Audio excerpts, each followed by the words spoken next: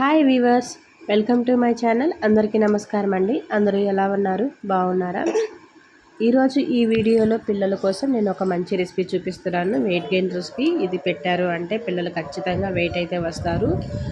Afternoon lunch టైంలో ఈ food ఒకసారి పెట్టి చూడండి. వీక్లీ ట్వైస్ అయినా పెట్టచ్చు, 3 times అయినా పెట్టచ్చు.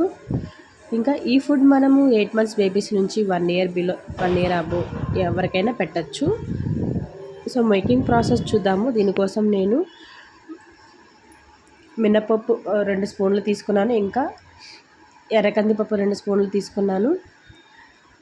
తర్వాత కొంచెం బియ్యం సేమ్ క్వాంటిటీ 2 spoons తీసుకొని ఇవన్నీ కొంచెం వాష్ చేసి సోక్ చేసి పెట్టుకోవాలి. మనం ప్రిపేర్ చేసే ముందు ఒక 10 minutes సరిపోతుంది. 10 to 20 minutes మనము నానబెట్టుకున్నాము అంటే సో బాగా నానిపోతాయి. ఆ తర్వాత ఒక ప్రెషర్ కుక్కర్ తీసుకొని దానిలోకి అన్నీ వేసేసి వాటర్ మనము ఒక ఫుల్ గ్లాస్ వేసుకోవాలి.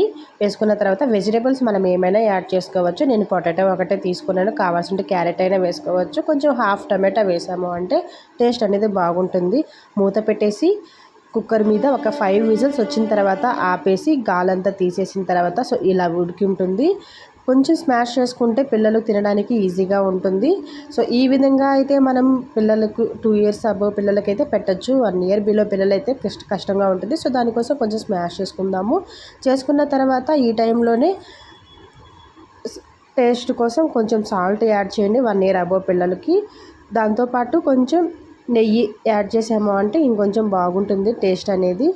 అంతే అండి. కొంచెం 2 minutes మనం ఇలా ఉడకబెట్టి ఫీడింగ్ బౌల్లోకి మార్చుకునేసి కొంచెం చల్లారిన తర్వాత పిల్లలకి పెట్టి చూడండి. ఇది ఖచ్చితంగా లంచ్ టైంలోనే పెట్టాలి. ఇలా పెట్టడం వల్ల పిల్లలైతే ఖచ్చితంగా వెయిట్ వస్తారు.